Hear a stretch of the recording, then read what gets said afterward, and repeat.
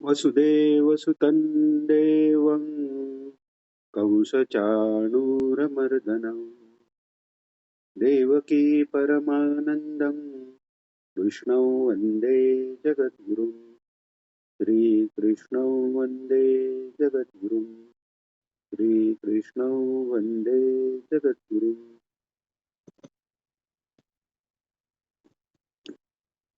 जय श्रीकृष्ण सर्वांना. मूकं करोति वाचालं पङ्गुं लङ्घयते गिरिं यत्कृपातमहं वन्दे परमानन्दं. मागच्या शुक्रवारी आपण खूप महत्वाचा श्लोक घेतलेला जो फेमस हे आहे खूप गीतेमधला. येषां त्वन्तगतं पापै जनानां पुण्यकर्मणां ते द्वन्द्वमोह निर्मुक्ता भजन्ते मां दृढव्रता.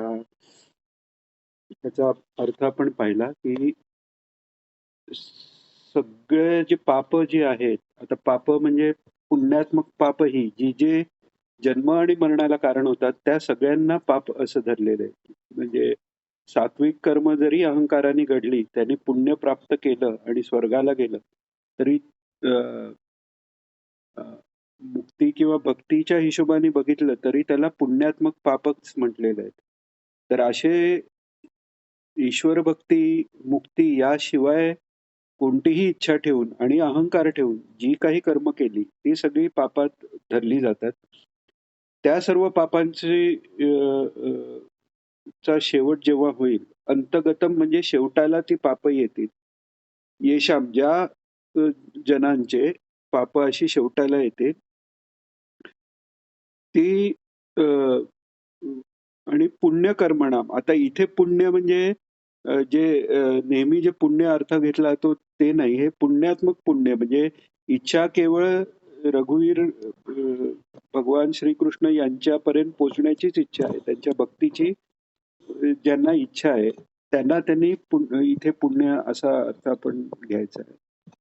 तर अशी पापांची ज्यांची निवृत्ती होत आले ते द्वंद्व मोह निर्मुक्त होऊन भजते माम दृढव्रता म्हटलेलं आहे. याचाच अर्थ आहे जोपर्यंत आपण दृढव्रता म्हणजे दृढ म्हणजे ते काय म्हणजे दृढ श्रद्धा आहे आपण म्हणतो आपली भगवंतावर, पण दृढ याचा अर्थ त्याच्यावरच टिकलं पाहिजे, तिथून कुठे हलता कामा नये. म्हणजे अनन्य आणि अप्रतिहत भक्ती झाली पाहिजे.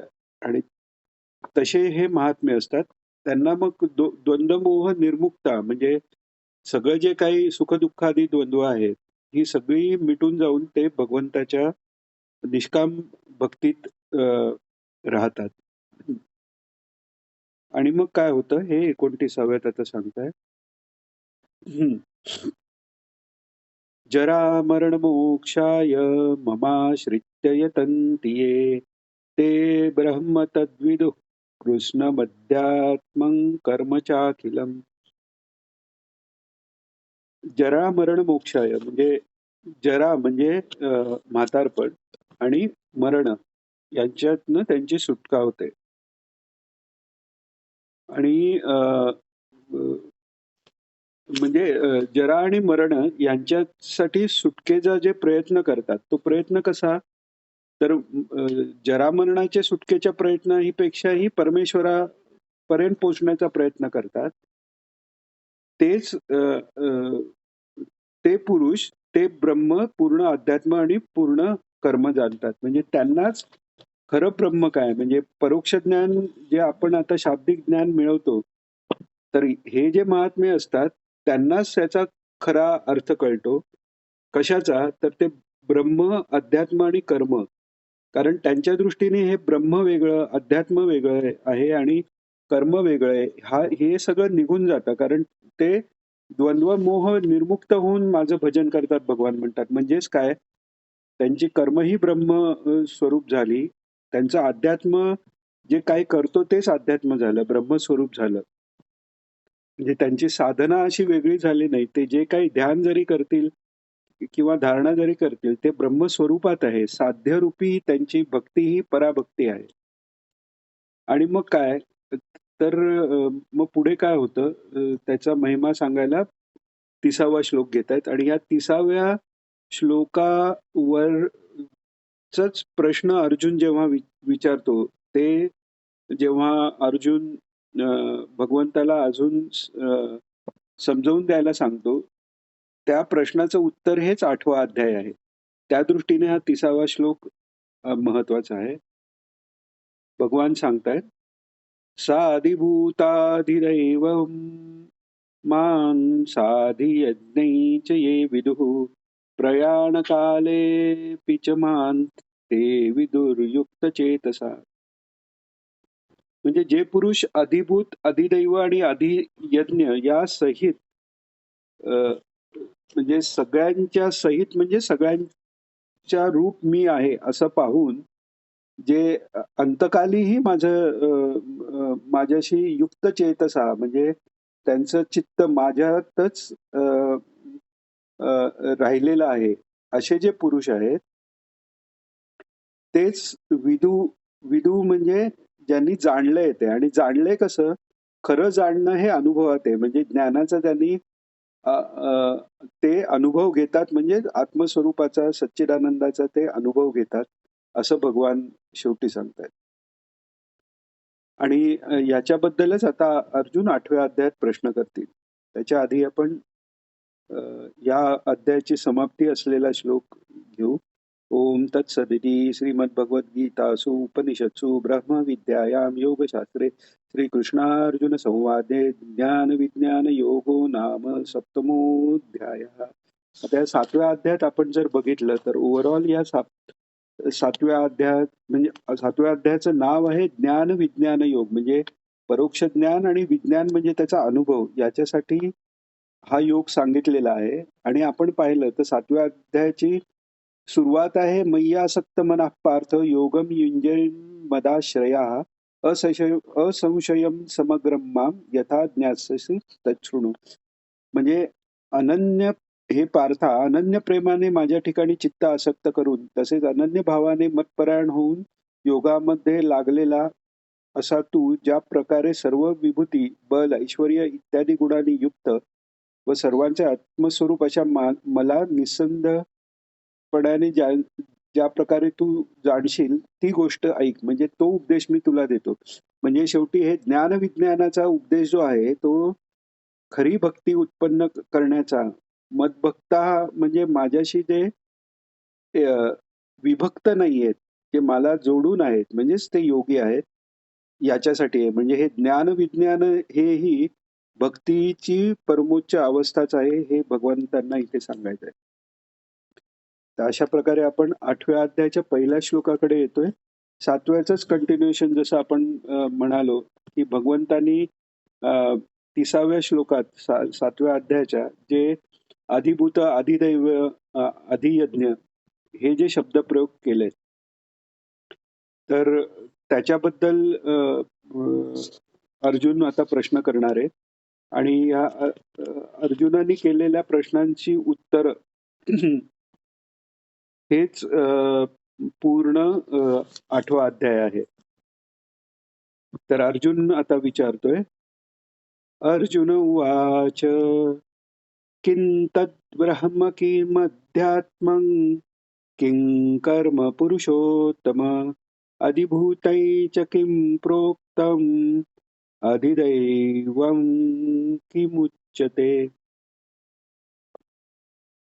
आता अर्जुनाचं जे संबोधन त्यांनी श्रीकृष्णांना केलेलं आहे तेही आता लक्षात घेण्यासारखं आहे की आता ते त्यांना पुरुषोत्तम म्हणायला लागलेले आहेत. पुरुषात उत्तम म्हणजे परमात्मा, साक्षात परब्रह्म, अशा रीतीने अर्जुनाला आता त्याची ओळख पटलेली आहे. त्या हिशोबाने अर्जुन आता त्यांना विचारतो की हे पुरुषोत्तमा, किंग तद्ब्रह्म म्हणजे ते ब्रह्म काय आहे, हे अध्यात्म काय आहे, किंग कर्म पुरुषोत्तम कर्म काय आहे, त्याच्यानंतर अधिभूत आणि अधिदैव काय आहे. अशा प्रकारे एक पुरुषोत्तम काय आहे, ब्रह्म काय आहे, अध्यात्म काय आहे, कर्म काय आहे, अधिभूत काय आहे आणि अधिदैव काय आहे, हे सगळं अर्जुन विचारतोय. पुढच्या श्लोकात 2 श्लोकात तो प्रश्न हे केलेलं आहे. 6 गोष्टी पहिल्या श्लोकात विचारल्या आणि 7वी आता ते दुसऱ्या श्लोकात विचारतायत. अधियज्ञः कथं कोत्र देहेऽस्मिन् मधुसूदन प्रयाणकाले च कथं ज्ञेयोऽस्मि नियतात्मभिः. अधियज्ञ काय आहे? आता हा 7वा प्रश्न भगवान विचारतायत. अधियज्ञ भगवानांना अर्जुन विचारतोय. अधियज्ञ म्हणजे काय? आणि म्हणजे आता इथे मधुसूदन म्हटलेलं आहे भगवंताला. मधुदैत्याचा नाश करणारा आणि हे अ, मधुदैत्याचा नाश केल्यानंतर जे सगळे कारणदेहात सुषुप्तीत राहिलेले जीव आहेत ते पुढे जन्माला येणार आहेत, कारण हे प्रलयानंतर झालेली गोष्टी आहेत. तर त्यामुळे अज्ञानाचाही नाश करणारा असा तू आहेस, असा तू मधुसूदन, या दृष्टीने त्यांनी मधुसूदन हे संबोधन घेतलंय इथे. आणि ते विचारतायत की हे मधुसूदना, अधियज्ञ म्हणजे नक्की कोण आहे आणि तो या शरीरात कसा राहतो? आणि तसंच अ, जे नियतात्मभी आहेत, नियतात्मभी म्हणजे त्यांचे चित्त तुमच्या मध्ये नित्य लागून राहिलेले आहेत, युक्त झालेले आहेत.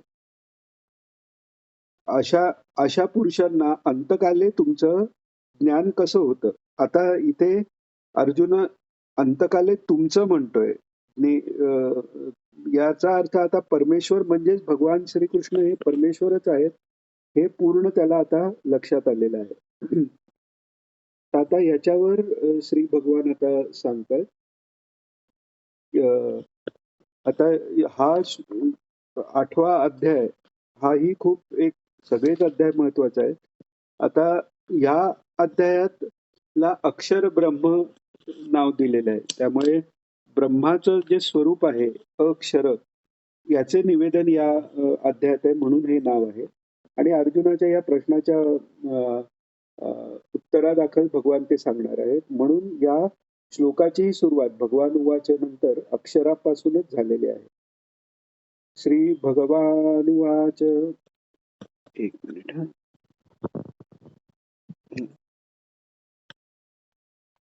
अक्षरं ब्रह्म परमं स्वभावोऽध्यात्म उच्यते भूतभावोद्भवकरो विसर्गः कर्म संज्ञितः. आता परम अक्षर हे ब्रह्म, ब्रह्म अक्षरम ब्रह्म परमम, म्हणजे परम अक्षर ब्रह्म आहे किंवा अक्षर हे परब्रह्म आहे, अशा दृष्टीने भगवान सांगतात. आणि जो आपलं स्वरूप आहे, स्वभाव, स्वतःला जो जो भाव वाटतो, म्हणजे सर्वांतर्यामी एकच परमात्मा जरी असला तरी आत्ताच्या अध्यासामुळे आपण ज्याला मी म्हणतो, माझ्यात मी म्हणेपर्यंत, आत्मस्वरूपापर्यंत जाईपर्यंत दुसऱ्याच्यातल्या मी पेक्षा जो मी वेगळा वाटतो त्यालाच अध्यात्म नाव म्हणतात. आपण जे म्हणतो अध्यात्माचा अभ्यास, तो खऱ्या अर्थाने कसं आहे, माझ्या आत मी ज्याला मी म्हणतो त्याची शुद्धी करणं आणि मग तेच परमात्म स्वरूप आहे समजणं, हे खरं अध्यात्म आहे. पण ते होत नाही तोपर्यंत त्या जीवात्म्याला आत्म इथे आत्म्याचा अर्थ जीवात्मा अशाने सांगितलंय. तर मग जीवात्म्याच्या संबंधित जे आहे त्याला अध्यात्म म्हणतात. आपण दुःखात पण हे बघतात की अधिदैविक, अधिभौतिक आणि आध्यात्मिक दुःख सांगितलेले. अधिभौतिक म्हणजे जे भौतिक दुःख आहेत, म्हणजे शरीराला काही लागलं वगैरे. अधिदैविक म्हणजे पापकर्माचा एकत्र संचय झाला की अनावृष्टी किंवा जसं हे कोविडचा संकट, महामारी असे जे येतात त्याला अधिदैविक संकट म्हणतात. आणि आध्यात्मिक म्हणजे मनाला जे ताप होतात ते आध्यात्मिक दुःख सांगितलेले. तर अधिआत्म हे जीवात्मा म्हणजे त्या अंतर्यामी सच्चिदानंद स्वरूपा वर जे बुद्धी, मन, सर्व इंद्रिय यांचा जो अभ्यास झालेला आहे, प्रकृतीचे जे 8 प्रकृतीचे सांगितले त्याचा जो अध्याय झालाय, त्याच्या सकट जो जीवात्मा स्वतःला मी म्हणतो त्याला अध्यात्म सांगितलं.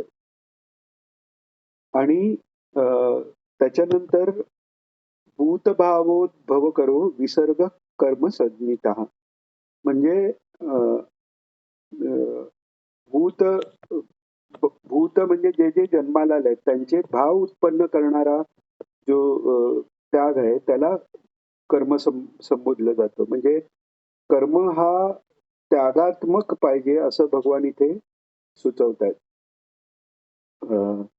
आता पुढे भगवान आता इथे कर्म सांगितलं, परमम ब्रह्म अध्यात्म हे सांगितलं. आता पुढच्या अजून अ, जे आदियज्ञ आदी जे अर्जुनाने विचारले ते आता भगवान सांगतील. चौथा श्लोक. अधिभूतं क्षरो भाव पुरुषश्चाधिदैवतम् अधियज्ञोऽहमेवात्र देहे देहभृतां वर. अधिभूतम क्षरो भावा. क्षरः भावा म्हणजे अ, जे पदार्थ क्षर होतात असे भाव व रूप जे पदार्थ आहेत म्हणजे अष्टधा प्रकृतीच्या अंतर्गत येणारे ज्याला उत्पत्ती स्थिती आणि नाश असं ठरलेलं आहे असे पदार्थ. त्याच्यानंतर अधिदैवत ह्याला पुरुषाला अधिदैवत म्हणजे प्रकृती आणि पुरुष जो प्रकृतीचा अधिष्ठान आहे तो पुरुष म्हणजे सर्वात पहिल्यांदा जेव्हा महत्त्व निर्माण झालं की असण्याची किंवा एकोहम बहुश्याम हे निर्माण झाल्यानंतर जी व्यापक जो अहंकार जो सांगितला गेलेला आहे त्यात तो जो पुरुष आहे हिरण्मय पुरुष किंवा जे ब्रह्मदेव आपण म्हणतो ज्यांनी मग पूर्ण सृष्टी केली त्यांना अ, अधिभूत असं म्हटलेलं आहे. अधिदैव असं म्हटलेलं आहे. अधिभूत हे आपण सगळे आहोत. अधिदैव हे हिरण्मय पुरुष विश्वात्मक जे ज्यांचा अहंकार आहे ते. आणि हे सांगितलंय. आणि अधियज्ञ कोण तर ह्या सगळे जे देहभृतांवर म्हणजे देहधारी जे माणूस आहेत त्याच्यात श्रेष्ठ असलेल्या अर्जुना देहभृतांवर म्हणजे देहभृत म्हणजे देहधारी वर म्हणजे त्यांच्यात वर अशा अर्जुना की ह्या देहामध्ये अधियज्ञ स्वरूपाने मीच एक आहे. अधियज्ञ म्हणजे यामी रूपाने असा मी आहे. म्हणजे सगळं आपण जे करतो त्याचं ज्यात हवन होतो तो अधियज्ञ असा. आणि यज्ञात्वा म्हणजे सर्व जाणलं जातं असा मी अंतर्यामी रूपाने मी वासुदेवच म्हणजे सर्वव्यापी रूपाने जो मी आहे तोच तुझ्या आणि सर्व जीवांच्या अंतर्यामी रूपाने राहणारा मीच अधियज्ञ रूपाने आहे असे भगवान सांगतो. आणि आता तो अर्जुनाचा जो प्रश्न होता की जे तुझ्याशी युक्त आहेत ते प्रयाण कालात तुला कसं जाणतात त्याचं उत्तर आता भगवान देणार आहे. पाचवा श्लोक. अंतकाले च मामेव स्मरन् मुक्त्वा कलेवरम यः प्रयाति समद्भावम याति नास्त्यत्र संशयः. अंतकाले च मामेव. अंतकाल म्हणजे हा देहाचा अंतकाल आहे आणि त्यावेळी माझं म्हणजे स्थूल देहाचा. तर त्यावेळी जर माझं स्मरण झालं तर तो सूक्ष्म देहाचाही अंतकाल होतो. म्हणजे तिथे सूक्ष्म देह वेगळा न राहता तो माझ्या ठिकाणी लय पावतो, माझ्यात विरून जातो, मत स्वरूप होऊन जातो हे भगवान सांगतो. तर यह म्हणजे जो पुरुष प्रयाती जो पुरुष अंतकाली सुद्धा मामेव माझेच फक्त म्हणजे माझं स्मरण चालू आहे आणि बाकी पण स्मरण चालू आहे असं नाही किंवा देवा मला आता वाचव वगैरे अशा यांनी नाही. फक्त ईश्वर स्मरण त्याचाच आनंद. त्या स्मरणात जो शरीराचा त्याग करतो तेव्हा त्याचा सूक्ष्म शरीराचाही स्थूल शरीराबरोबर त्याग होतो. नाहीतर तोपर्यंत वासांशी जीर्णानी यथावी आहे असं एक स्थूल शरीर सोडून जीवात्मा दुसऱ्या शरीरात जातो हे भगवान मागे सांगतात. पण स्थूल शरीर सोडताना जर माझं स्मरण असेल तर सूक्ष्मदेहाचाही त्याग करून मद्भावम याती अत्र संशय न असती असं भगवान म्हणतायत. म्हणजे माझे स्वरूप म्हणजे मद्रूप सायुज्य त्याला मिळून जातं असे भगवान सांगतायत. यात थोडीही शंका नाही असं भगवान म्हणतात. आता हे वाटताना सोपं वाटतं. आपण अजामिळाची गोष्ट सांगतो त्यामुळे त्याच्यात जसं तो त्याचं पूर्वाश्रमी त्यांनी वेदाभ्यास केलेला आहे, तपश्चर्या केलेली आहे. पण एका दासीच्या लोभाने तो सर्व कर्म सोडून, सर्व वैदिक मार्ग सोडून तिच्या बरोबर राहायला लागतो. अपेयपान, अमेध्य खाणं आणि कुटुंबाला सोडून तिच्याबरोबर तिच्या द्वाराने त्याला मुलं पण होतात. सगळं लांड्या-लबाड्या करून पैसे मिळवणं हेही सुरू होतं. पण शेवटी यमदूत त्याला घ्यायला येतात. तेव्हा तो घाबरून त्याचा सर्वात लहान मुलगा त्याला जो सर्वात प्रिय आहे. तर नारायण असं नाव घेतल्यानंतर विष्णुदूत येतात. यमदूतांपासून त्याची सुटका करतात. आणि मग ते त्याच्या समोरच घडल्यामुळे त्याला त्या भगवन नामाची महती कळते, पश्चाताप होतो आणि मग हरिद्वारी राहून तो पूर्ण ईश्वर भगवंताच्या नावात आणि त्याच्या भक्तीत काळ कंठतो आणि पुढे विष्णुदूत देह त्यागल्यावर विष्णुदूतांच्या स्वरूपात म्हणजे साक्षात विष्णूंचंच रूप त्याला मिळून तो वैकुंठ लोकात जातो. आता ही एक गोष्ट ऐकून एक व्यापारी असतो तर तो ठरवतो की ठीक आहे मरताना फक्त नाव आलं की झालं जन्मभर आपल्याला पाहिजे तसं आपण वागू शकतो. तर असा धनसंचय तो करत राहतो. सगळ्या मुलांची नावं राम, काही सदाशिव असं करत तोही त्याच्या मुलाचं नाव एका नारायण ठेवतो. मृत्यूकाळ जवळ आलेला पाहिल्यावर तो सगळ्यांना हाक म्हणतो. सदाशिव, राम, काही गोविंद, नारायण सगळी मुलं येतात. सगळी मुलं आल्यावर हा प्रश्न करतो, अरे सगळे इथे आलात तर तिजोरीपाशी कोण आहे? आणि तेवढ्यात त्याचा मृत्यू होतो. तिजोरीचा विचार करताना मृत्यू आल्यावर पुढचा जन्म धनाच्या वर राखण करणाऱ्या सर्पाचाच येतो. म्हणजे जन्मभर काही करू मरताना नाम घेतलं की झालं इतकं ते सोपं नाहीये. त्या मनाला सवय लागलेली पाहिजे. खाता पिता क्षण करता काम घेता या सगळ्या वेळी जर ईश्वराचं स्मरण राहिलं तर त्याला अकर्मता कर्माची म्हणतात. म्हणजे कर्मफल त्याला लागू होत नाही. म्हणजे बुद्धी शुद्ध राहते आणि शुद्ध बुद्धी राहिली की त्या शुद्ध बुद्धीतच अंतसमयी भगवंताचं नाम येऊ शकतो. तसा तो नामाचा अभ्यास सतत राहिला तरच ते अंतकाली नाम येऊ शकतं. म्हणून भगवान आता पुढे सांगताय यम यम वापी स्मरन् भावन त्यजन् त्यजत्यन्ते कलेवरम तम तमेवैति कौंतेय सदा तद्भाव भाविता. म्हणजे यम यम वापी जो ज्या ज्या ही भावाचे किंवा ज्या गोष्टीचे स्मरण देह सोडताना केलं जाईल त्या त्या भावाला म्हणजे त्या त्याच जन्माला तो जीव जातो. कारण जे संस्कार सूक्ष्म देहावर असतात त्या संस्काराप्रमाणे स्थूल देह ते सूक्ष्म शरीर आपोआपच आकर्षित करून घेतो. त्या प्रकारचा वंश, त्या प्रकारची योनी, त्या प्रकारचा वंश आणि त्या प्रकारच्या संस्कारातच तो जन्म घेतो. जर तो योगी असेल तर आणि थोड्या करता जर भगवंताचं स्मरण चुकलं तरी तो सुचिनाम श्रीमताम गेहे किंवा योगाच्या गृही जन्म घेऊन आपली साधना पूर्ण करतो. तर म्हणून भगवान आता महत्वाची गोष्ट सांगतात की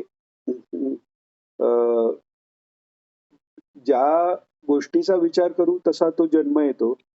भरतराजाचंही उदाहरण पाहिलं की अंतसमयी हरणाच्या पिल्लाचा विचार केल्यामुळे सर्व ज्ञानी इतका असून त्या मोहात अडकल्यामुळे अंतक्षणातही तो मोह राहिल्यामुळे हरणाचा जन्म त्यांना येतो. हरणाच्या जन्मात पूर्ण ते आपल्या एका चुकीमुळे आपल्याला हा प्राण्याचा जन्म आला हे त्यांचं ज्ञान कायम राहतं. पूर्ण सर्व ज्ञान त्याचं कायम आहे. तर ते ज्ञान कायम राहून ते मग स्वतःच्या आईलाही, त्या हरडीलाही सोडून एकांतवासात हरिस्मरण करत राहतात. मग पुढचा जन्म जडद भरत म्हणून येऊन मग त्यातून ते मुक्त होतात. तर सांगायची गोष्ट अशी, की कोणाला असाही प्रश्न पडू शकतो, की ठीक आहे, जन्मभर देवाचं नाव घेतलं, पण मेल्यावर जर नाव माझं घेतलं गेलं नाही तर काय? तर योगभ्रष्टाला काय जन्म येतो हे भगवंतांनी सांगितलेलं आहे. जन्म ज्या गोष्टीचं आहे, कोणत्याही गोष्टीचं हे करून तिकडे गेलं तरी तुम्ही जन्मभर जर नाव घेतलेलं आहे आणि थोडक्यात काही चुकलेलं आहे, तर त्या पुढच्या जन्मात तुम्हाला ते ते अवस्था प्राप्त होऊन, म्हणूनच आपण म्हणतो की काही थोर संतांचा काही शूद्र कुळातही जन्म झालेले. कान्होपत्रा वेश्यांच्या कुळातही जन्माला गेले, तरी ती त्या पदाला पोचली. याचं कारण आयुष्यभर त्यांनी आधीच्या बहुजन्मात बहुपुण्य केलंय, ईश्वराची अ, भक्ती केली आहे. शेवटचा क्षण साधता नाही आला तरी पुढच्या जन्मात त्यांना तो साधता आलेला आहे. तर म्हणून शेवटचा क्षण हा महत्वाचा आहे. म्हणून भगवान सांगतायत, तस्मात् सर्वेषु 7वा श्लोक 8व्या अध्यायातला. तस्मात् सर्वेषु कालेषु मामनुस्मरयुध्य च मय्यर्पितमनो बुद्धिर्माम्य वैश्यस्य संशयम्. तस्मात् सर्वेषु कालेषु, म्हणून तू अर्जुना सगळ्याच काळी निरंतर असं माझं स्मरण कर. माम अनुस्मर. मा स्मर नुसतं नाही, अनुस्मर म्हणजे सततच माझ्या मागे लागल्यासारखं माझं स्मरण कर. आणि युद्धच, आणि युद्ध सुद्धा कर, म्हणजे तुझं कर्तव्य कर. आता इथे आपण हे म्हणतो की गीता ही सर्वांकरता सांगितले, मग इथे नुसतं कर्म कर का नाही म्हटलंय भगवंतानी, युद्ध कर का म्हटलंय? तर अर्जुनाचं आत्ताचं कर्म युद्ध करणं आहे म्हणून त्याला सांगितलंय हे तर झालंच. पण याच्याशिवाय यातला जो गूढ अर्थ आहे, की जे तुकाराम महाराज म्हणतात, मागेही आपण ती ओवी तुकाराम महाराजांची आपण बघितली, की रात्रंदिना आम्हा युद्धाचा प्रसंग. हे युद्ध जे आहे ते आपल्यातल्या दैवी संपदेचं आपल्यातल्या आसुरी संपदेच्या विरुद्ध असलेलं युद्ध आहे. ते सतत चालू ठेवायचं आणि ते युद्ध करण्याची युक्ती काय आहे, की असंग शस्त्रेन दृढेन चित्वा. आणि ते असंग शस्त्राबरोबर दृढेन चित्वा इतकी शक्ती कशाने येणार आहे? तर माझ्या स्मरणाने येणार आहे. आणि ते स्मरण कशाने राहणार आहे? तर कलियुगात एक मोठा दिलासा भगवंतांनी दिलेला आहे, की जे फल सतयुगात ध्यानधारणेने, त्रेतायुगात ज्ञानाभ्यासाने, द्वापार युगात यज्ञगादी कर्मांनी मिळणार, ते केवल केवल ईश्वर नामाने कलियुगात मिळणार आहे. म्हणून नामस्मरण ह्याला सर्वही संत महात्मे खूप खूप मोठा महत्व देतात. इव्हन बाकीही धर्मात आपण बघितलं तरी ईश्वराचं नाव त्यांच्या त्यांच्या श्रद्धेप्रमाणे घेण्याला हे फार महत्व दिलेलं आहे. तर अशा रीतीने माझं स्मरण तू करत राहा. त्यांनी काय होईल, माझ्या ठिकाणी जेव्हा तू मय्यर्पित मनोबुद्धी, मन आणि बुद्धी जेव्हा माझ्या ठिकाणी अर्पण करशील, तेव्हा मामै वैश्यस्य न संशया, मामेव एष्यसी. एष्यसी म्हणजे प्राप्त होशील, मलाच प्राप्त होशील यात संशय नाही. पुन्हा पुन्हा भगवान सांगतायत, वेगवेगळ्या प्रकारे सांगतायत, की माझ्यात मन ठेव, माझ्यात बुद्धी ठेव आणि त्यांनी तू मलाच प्राप्त होशील. त्यामुळे चॉईस आपला आहे, कशात बुद्धी ठेवायची. सुरुवातीला आपल्याला आपले जे वासना संपलेले नाहीयेत तेव्हा बाह्य विषयांकडे ओढ जाते. तेव्हाही त्याच्याजवळ बाह्य विषय मागतानाही अशा पद्धतीने मागितले गेले, की ते एक तर माझी मन या विषयांपासून बाजूला ठेवून स्वतःवर ठेव, किंवा हे विषय मला देऊन त्याच्यातनं माझं मन बाहेर काढ. ही परमेश्वराकडे प्रार्थना करायला हरकत नाही, की जेणेकरून त्यातलं फोलत्व मला कळून, त्यातलं क्षणभंगुरत्व मला कळून, तुझ्या नामात, तुझ्या रूपात, तुझ्या गुणसंकीर्तनात माझी वृत्ती अधिकाधिक दृढ होत राहावी, रमत जावी, हे भगवंताकडे आपण मागावं. तर आता जे आणि हाच अभ्यास आहे, जे अभ्यासेन तू कौंतेय वैराग्येन च गुह्यते, भगवान म्हणतात. वैराग्य म्हणजे इतर जे नश्वर जे भोग आहेत त्याच्यापासून वृत्ती बाजूला करून माझ्यात विशेष राग माझ्यात ठेवणं हेच वैराग्य आहे. आणि अभ्यास हा हाच आहे की इथे तिथे जाण्याला मनाला जसं बघू रामदास स्वामी म्हणतात, "मना सज्जना भक्ती बनतेचे राहिले." त्याला गोडी गुलाबी करून, कधी दटावून, कधी छान बोलून, असं त्या मनाला माझ्या ठिकाणीच लाव, हेच भगवंत सांगतायत. तर अशी मय्यर्पित मनोबुद्धी तू कर. आणि हे ह्या 7व्या अध्यायातल्या 8व्या अध्यायातल्या काही श्लोकातल्या काही संज्ञा भक्तियोग वेगळा असा स्पष्टपणे सांगताना भगवान पुन्हा तेच सांगणार आहेत. यातनं आपल्याला 7वा-8वा अध्यायही भक्ती योगाचंच प्रदर्शन करतायत हे आपल्याला जाणवून येतंय.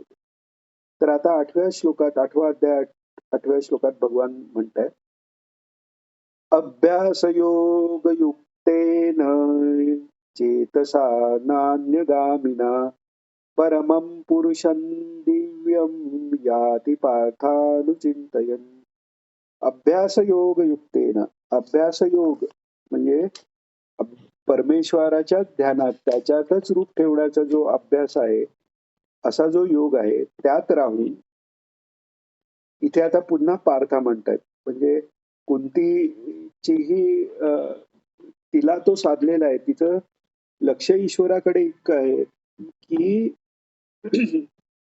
मागे आपण बघितलं तसं आम्हाला विपदेतच ठेव, विपदा संतू म्हणते ती. विपदा अशाच आमच्या असून देत, कारण विपदा असतील तर तू आम्हाला भेटशील, तुझं स्मरण राहील. असं इतर सगळ्या गोष्टी सोडून केवळ ईश्वराकडे लक्ष ठेवणारी अशी तुझी आई आहे, हे त्याला जाणून देत आहे. आणि तू माझा भाऊ आहेस हे सलगी पण पार्था यांनी ते सांगतायत. अभ्यास योगयुक्तेनं नान्यगामिना म्हणजे दुसरीकडे कुठेही न जाता न जाणाऱ्या अशा चित्तानी चेतसा परमं पुरुषं दिव्यम याती म्हणजे परमं पुरुषम दिव्यम याती म्हणजे तो दिव्य परमपुरुषच पुरुष पदालाच किंवा पुरुषालाच प्राप्त पुरुष म्हणजे स्वतः श्रीकृष्णच त्यालाच तू प्राप्त होशील या अनुचिंतनाने. अनुचिंतयन म्हणजे अनुचिंतनाने म्हणजे निरंतर अनु शब्दाने म्हणजे त्या प्रेमाची अनुवृत्ती म्हणजे सततपणा हा दाखवला जातो. तसंच माझं सतत जर चिंतन केलंस तर तू मला प्राप्त होशील. दिव्य पुरुषाला म्हणजे भगवान श्रीकृष्ण स्वतःबद्दलच हे सांगतायत, तू प्राप्त होशील असं ते अर्जुनाला सांगतायत. सर आता 9वा श्लोक. कविं पुराणम् अनुशासितारं मनोरणीया समनुस्मरेत्यः सर्वस्य दातारमचिन्त्यरूपम् आदित्यवर्णं तमसः परस्तात्. कवी याचा अर्थ ज्ञानी असा होतो. सर्वज्ञ याला कवी म्हणतात. अथर्वशीर्षातही गणपतीचं वर्णनात आलेलं आहे कवी म्हणून. तर कवी म्हणजे सर्वज्ञ. तर जे सर्वज्ञ जो जो पुरुष सर्वज्ञ अनादी सर्वांचा नियामक अशा आणि सूक्ष्माहून अतिसूक्ष्म अणोरणीयम अणुपेक्षाही अणु असा म्हणजे अणोरणीयम अतिसूक्ष्म आणि अजून कसा अतिसूक्ष्म असून अचिंत्य आहे, त्याचं चिंतन करता येणार नाही आणि धातारम सर्वांचं धारण पोषण करणार आहे. पृथ्वी आपल्याला धारण करते, तर ती पृथ्वीची धारणाशक्ती ही परमेश्वराने दिलेली आहे. तर अशी ती पृथ्वी सगळे ग्रह नक्षत्र हे त्यांच्या कक्षेत राहत आहेत, ते एकमेकावर आपटत नाहीत. ही परमेश्वराची धारणाशक्ती आहे आणि पोषणही आहे.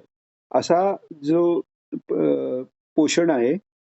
आणि आदित्य वर्णम सूर्याप्रमाणे प्रकाशरूप. खरं तर सूर्यालाही प्रकाश त्यांनीच दिलेला आहे, पण आपल्याला कळून येण्याकरता किंवा अर्जुनाला कळून येण्याकरता सूर्य जसा नित्य प्रकाशरूप आहे, सूर्य उगवतो मावळतो हे पृथ्वीच्या सापेक्ष आहे. खरं अर्थाने सूर्य सतत तेजस्वीच आहे. तर सूर्याप्रमाणे प्रकाशरूप आणि तमसा परस्तात म्हणजे तमाच्या पलीकडे. आता तम म्हणजे अंधार हा आपल्याला माहिती आहे. सूर्य अंधार दूर करतो. पण तम हे अज्ञान आहे. तो अज्ञान दूर करणारा असा हा सर्वसाक्षी परमेश्वराचा जो प्रकाश आहे तो अ, अ, सहस्र सूर्यांपेक्षाही अनंत सूर्यांचं तेज त्या परमेश्वराच्या ठिकाणी आहे. तर त्या अविद्येच्या पलीकडे तो आहे. अविद्येचा तो नाश करतो. आता आपण जे म्हणतो, की आपलं परमात्म तत्व अविद्येने झाकलेलं आहे. म्हणजे अविद्या काय परमेश्वरापेक्षा मोठी झाली का? तर नाही. जसं काही ढगांनी सूर्य झाकल्यासारखा वाटतो, खरा नसतो तो. ती आपली दृष्टी जोपर्यंत मर्यादित आहे, तोपर्यंत तो झाकलेला वाटतो. तेव्हा ती दिव्य दृष्टी प्राप्त होते. तेव्हा तो सर्वव्यापी परमात्मा अ, जो अर्जुनाला त्यांनी दाखवला. म्हणून अर्जुन 39-40व्या श्लोकात अ, 11व्या अध्यायातील विश्वरूप दर्शनानंतर परमेश्वराला नमस्कार करतोय. तेव्हा तो म्हणतोय नमः पुरस्ताद ददपृष्ठत असते नमस्तुते सर्वतएव सर्व. म्हणजे मी तुला पुढे मागे सगळीकडे सर्वतएव सर्व सगळीकडे सर्व रूपाने असलेला सर्व व्यापी अशा तुला मी नमस्कार करतो असं अर्जुन तेव्हा म्हणतोय. तर तसा आहे तो आहे. अणूत अणू असून तो सर्वव्यापीही आहे आणि तमाच्या ह्या पलीकडे सगळा तो आहे. आणि अशा ती ज्या परमेश्वराचं जे स्मरण करतो त्याचं काय होतं हे आता 10व्या श्लोकात भगवान सांगणार आहे. 10वा श्लोक घेऊन आपण थांबू. प्रयाणकाले मनसाचलेन भक्त्या युक्तो योगबलेन चैव भ्रुवोर्मध्ये प्राणमावेश्य सम्यक् सतं परम पुरुषमुपैति दिव्यम.